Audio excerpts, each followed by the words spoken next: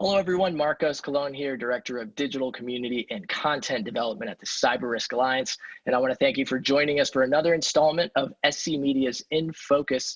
And I'm really happy to be joined today by Derek Manky, who heads up Security Insights and Global Threat Alliances at Fortinet's FortiGuard Labs. Derek's always a pleasure to be speaking with you and catching up with you again. Yeah, thanks, Mark. This is always great. We have great conversations. Looking forward to another one. And Derek, last time we caught up, we covered threat intelligence, how it's evolved, some of the areas that it impacts in terms of cybersecurity, but also technology as a whole. This time around, I hope you brought your crystal ball, because what I want to focus on is the threat landscape of it, not only how it's wrapped up this year, but what you've been seeing in terms of next year and beyond. So why don't we get started? Yeah, sure. Sounds good. So it's always good to start in the present and learn from our past, right? So if we look at what's been happening since we last caught up and talking about threat intel, just really quickly, obviously, we have to mention COVID, of course, in the cyber trends that we've seen. There's been a significant decrease in activity. I think we touched on this last time. We're still continuing to see that. These are traditional COVID lures. Every attack campaign has a shelf life, even COVID does, right? Yeah, when it comes to the lures and the attacks that attackers are using. So it's predominantly email born at first, and it went to very much web-based threats because of the work from home environment to end users. So it went from a lot of the initial lures to that. Email security got better. The industry as a whole got better in terms of our threat intel partnerships we talked about. So that was a good thing. It's not to say the threat isn't there, of course, but it's taking new forms and shapes, right? Like any attack, they need a vehicle, they need a lure. So instead of using these, email-based social engineering that was done back in, Q2, Q3, a lot of traffic now, a lot of attacks have gone to web-based themes. And it's not just COVID now. You have to look at what's hot now, and that's mostly online shopping. That's a very interesting trend that we're seeing, e-commerce. If you think about it, with so many people working from home, they might have a little bit of extra time on a lunch break to do shopping, especially considering that a lot of stores are shut down. So that's definitely a trend that we've seen is a big spike in online shopping activity, first of all, Marcos. I was just looking at some stats, and there's over 1 trillion extra visits, not a billion, but 1 trillion extra visits from September to October. That's just through the web traffic to online shopping that we're observing.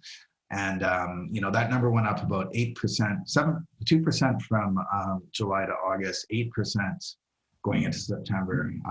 It's leveled off. It's still increasing around 3%. So it's going to be interesting to see, obviously, as we get into Black Friday, Cyber Monday, for November, December. So that's very concerning. And web is the most prevalent threat that we're seeing versus email. So something to be cautious about right now.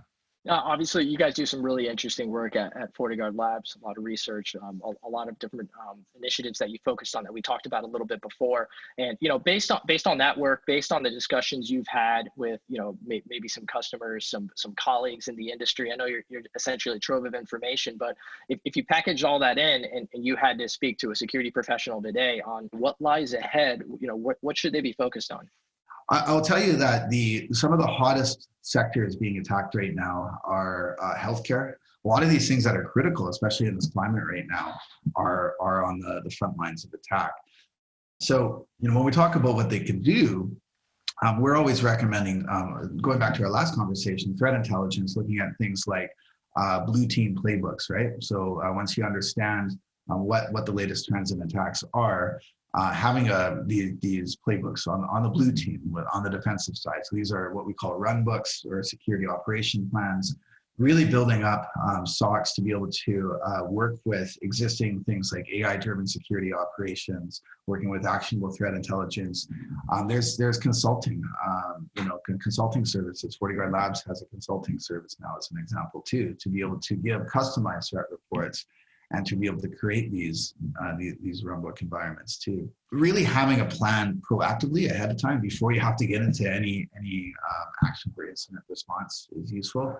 But then also obviously having the other side of the coin for incident response is important too. But the operational technology piece is really key, and it's really starting to give birth to a whole new class of threat. And this is the forward-looking piece, which is really focused on edge and edge computing. How does 5G play a role in these trends that you're talking about? How does it accelerate? Does it accelerate some of these threats? I'm sure it's quite a bit of a curveball there. It's a catalyst, Marco. So 5G itself is the whole nature of it is connected. Proximity. It can be proximity. It can also be long distance. So it's true end to end, peer to peer. It is very fast, lightning fast. And that's a problem when it comes to trying to keep up with the threats. If we look at what's happening, there's this whole other shift now that's happening, right? If we look at over the course of 10 years, we've had, first of all, the smartphone being born. That's in its own class, the whole BYOD problem that we talked about before. These devices that truly roam everywhere because they're almost physically attached to us, right? Then we have the class of IoT. Those are still big attack targets that we're seeing. Consumer-grade routers, network attack storage, DVRs, even gaming devices, printers, these sorts of things. We're seeing still a big wave of attacks to those because they're launch pads, right? If an attacker can get into these IoT devices, they can easily use that device, which typically isn't security inspected, to attack a corporate laptop on the same network. So that's why we always talk about practices like segmentation and things like that. But these IoT devices are traditionally, they're smart to their own accord, but they're not true edge devices. And the new breed that we're really seeing is edge computing. This is all of that power, a significant portion of that power that's typically done in processing in the cloud that's now sitting on the edge because of the advance in computing power, right? So we have these devices that are capable of doing their own machine learning on premises, in your house, in your home office, being able to do voice recognition, collect data, do a ton of processing without having to rely as much on the cloud. And if you think about it, it presents a very big security concern, right? And this is for, if we look into 2021, one of the big things that we're researching and looking at is edge access Trojans. This is a new class of threats. We call them EATs, right? Because it's not just, so IoT is here already. We're seeing a ton of IoT devices being compromised. That's a problem on its own. But these edge devices, if once they're compromised, attackers get access to a wealth of data that's being collected locally in terms of, could be anything from patterns as to when a user is coming home and not home, as an example, even intercepting voice recognition commands, literally turning devices into RATs, like our remote access Trojan, but an EAT, edge access Trojan, because it's able to intercept voice locally, as an example. Not to mention compute power, right? If you think about the nature of these devices, they're generally not roaming, so they have a very good presence environmentally. Typically, they have access to a lot of things. Think about smart devices being able to, Zigbee as an example, 5G, being able to connect, open doors, close doors, turn off and on security systems. All of these things are really, giving rise to this new class of threat I really think we're going to see more of in 2021. One of the threats that caught my eye that came out of your camp recently was, surrounding swarm attacks, right? Obviously something that folks have heard about before, but, how has that kind of threat progressed given what we're talking about right now with edge devices and edge computing? And maybe for some of the viewers out there that aren't familiar with swarm attack, maybe you can kind of describe what that is. Yeah, so the whole idea of swarm is strength in numbers, resiliency. This is something we're starting to see attackers already. It's been a slow ramp up, which is good news, bad news. The bad news is it's been progressing. This is something that takes years to develop. It's complicated in nature, but when it is developed to a precision, it becomes a well-oiled machine. And unfortunately, we've seen advances in that this year. I'll talk a little bit about that. Just as a primer, the idea of swarm, the best way to describe it is using analogy to nature, because it's already implemented in nature. The classic examples are bees, birds, ants. As an individual node or agent, they're not able to accomplish a larger task, right? They need to be able to work as a team coherently together. If one gets sick or one gets taken offline, the others will still succeed, right? They take the task of the other agent or node in that swarm. That's the whole idea. Even drones, right? We see these light shows with drones. They're redundant, right? If one drone happens to lose power and crash, the others will still be able to form that shape that they're trying to do. That's the idea of swarm. It's quite fascinating in nature and very strong.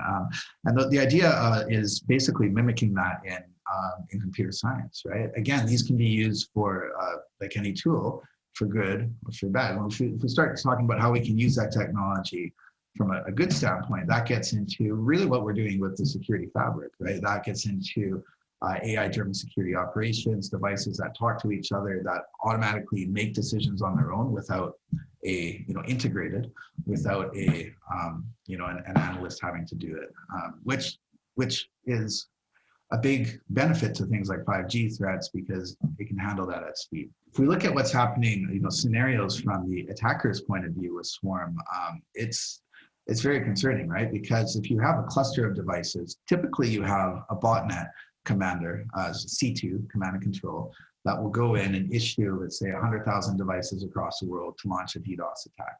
The idea of Swarm is that they can do this on their own accord. They can do it at a cleverly anticipated time, and they're working really together to do things like send and receive commands. So Swarm botnets are things that are peer-to-peer connected, and they actually talk to each other. It's not a human talking to all their devices. It's the devices actually communicating with each other, just like bees and ants do in nature, as an example. So things like the classic concerns like DDoS attacks are definitely there, Marcos, but we're also starting to see other interesting scenarios that come up, such as using Swarm for as that machine learning model, right? So if you think about crypto mining as an example, they're always trying to monetize this. Also trying to use those devices, combining edge with Swarm, right? Trying to use those virtual assistants as an example to use AI-driven attacks. We've already seen instances of this in the past, right? Where a device can actually do a vishing, like a voice phishing attack, to try to get more data from the user. And obviously that makes social engineering more advanced too. So you've covered a lot of the threats that security professionals need to be keeping top of mind, especially into the new year, especially as new technologies introduced into their environment. That's probably changed pretty drastically in the last year already. As they start planning and as we wrap up the year and everyone's focused on 2021 and beyond, what are some of the steps that they should be taking to kind of take that more of a proactive stance and start chipping away at their roles and responsibilities into next year? Yeah, so it's not a matter of if, but when. I mean, we see over 100 billion attacks a day still coming in, attempted attacks. If you look at the investment on security versus the risk, right? It's always a risk assessment model. Having visibility on that risk is key. So knowing what assets you have on your network, what happens if those assets go down, because that is a big trend we're seeing is targeted ransom attacks. We're not talking about six-figure numbers. We're talking about 7, 8, 8-figure larger numbers when it comes to these breaches, right? So having proactive security, actionable threat intel, working, again, strength in numbers, right? Leveraging things like machine learning and AI through network security appliances, AI-driven security operations. So that's the mitigation side of the house, but also doing things like training, right? Training is really important. We have training programs, our NSC program, Fortinet. We have free programs like information and security and awareness training. This is really keeping on top of, again, trying to educate employees so that social engineering rules aren't used, right? Then having policies, of course, multi-factor authentication from the work from office, work from home thing, VPNs as an example. Having management, EDR, endpoint detection and response is also important. Really having a playbook in hand, right? Knowing the attacker's playbook. This goes back to the threat intel conversation we had before, but then also having a playbook in your pocket, multiple playbooks. What happens if you get hit with a ransom attack? What happens if you get hit with DDoS attack? What happens if your most critical business asset goes down?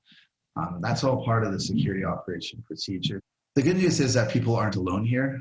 There's help, strength in numbers, going back to that. Again, we have consulting services, Even MSSP providers that we work with offer managed security for end users as well. Well, like you said, knowledge is power in cybersecurity, so that's going to go a really long way. Derek Manky of Fortinet's FortiGuard Labs, thank you so much for being in focus with us today, and thanks everybody for tuning in. Thanks so much, Marcos. Till next time.